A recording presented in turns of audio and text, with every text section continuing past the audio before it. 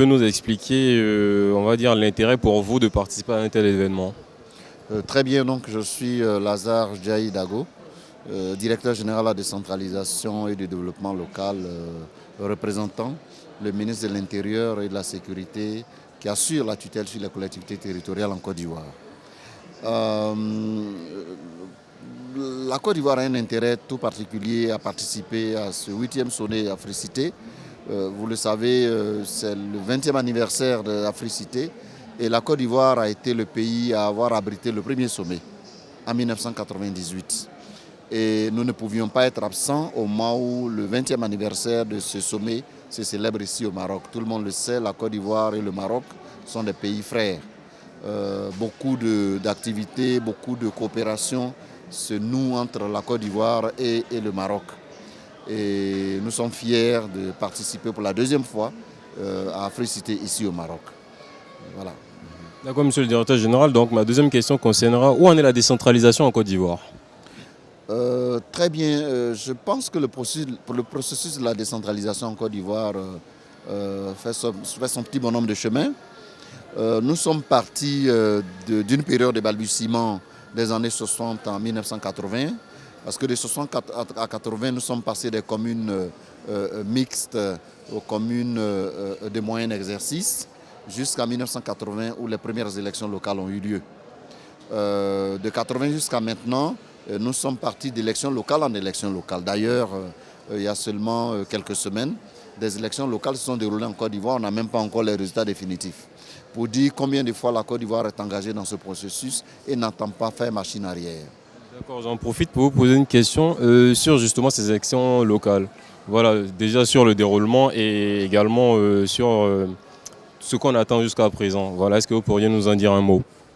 Non, mais les élections se sont très bien déroulées. Et les résultats, c'est dans les normes. Hein.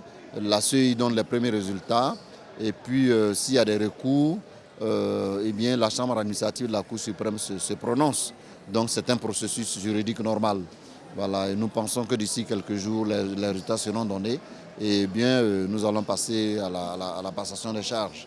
Voilà. Donc, nous pensons que ces élections ont révélé également l'engouement des populations ivoiriennes à participer au processus.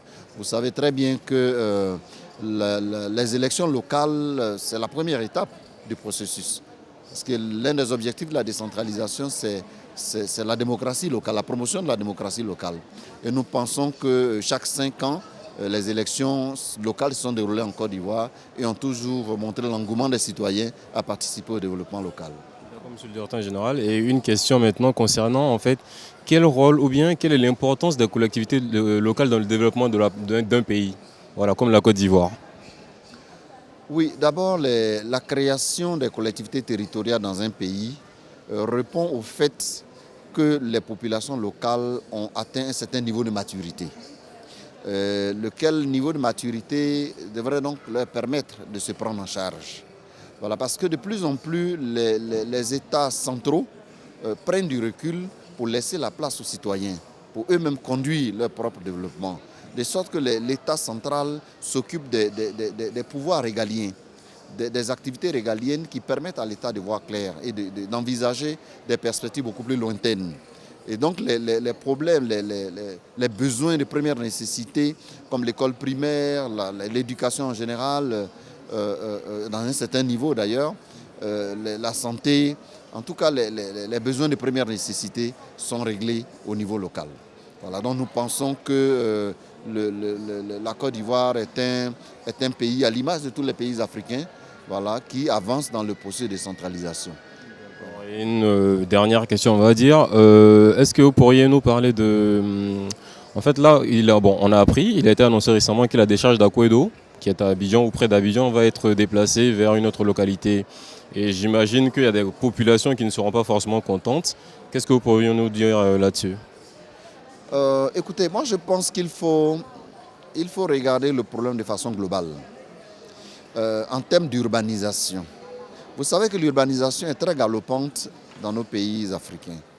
Et d'ici 2030-2050, la plupart de nos habitants vivront en zone urbaine. Et donc la décharge d'Akouedo, qui hier était très éloigné est aujourd'hui en plein cœur d'Abidjan. Vous comprenez? Et donc, même pour cette raison seulement, la décharge devrait être déplacée. Voilà. On parle bien de décharge. Et donc, la décharge ne peut pas cohabiter avec les citoyens. Voilà. Et donc, cette décharge aujourd'hui est à un niveau tel qu'il faut la moderniser. Et le président Ouattara a décidé de moderniser la décharge et de faire en sorte qu'il y ait un centre d'enfouissement technique. Voilà, où les déchets sont repris, sont restructurés et réinjectés dans le tissu social. Voilà, réinjectés dans le tissu de vie. Voilà. Et donc je pense que les Ivoiriens sont plutôt heureux qu'aujourd'hui la décharge connaisse un niveau de modernisation par le centre d'enfouissement d'Atingué. Voilà. Et donc je pense que les Ivoiriens ne pouvaient pas longtemps rester dans cette décharge d'Akwédo qui a connu ses limites, voilà, qui a fait ses preuves. Et il faut remercier les populations riveraines, il faut remercier les populations d'Akwédo qui ont aidé, qui ont accueilli cette décharge pendant plusieurs années. Mais aujourd'hui, cette décharge, tout le monde convient qu'il fallait bien la déplacer. Et non seulement la déplacer, mais moderniser donc non seulement la collecte des ordures, mais la transformation des ordures en Côte d'Ivoire. Cela se fait dans d'autres pays et la Côte d'Ivoire ne pouvait pas être en reste. Et quand est-ce que ce projet va voir le jour? Le projet est déjà dans sa phase de mise en œuvre. Voilà. D'ailleurs, la ministre chargée de la salubrité a été très claire. Je pense même que d'ici les semaines qui arrivent, normalement la décharge devrait être opérationnelle. Voilà. Donc à ce niveau-là, je pense qu'on n'a pas de problème.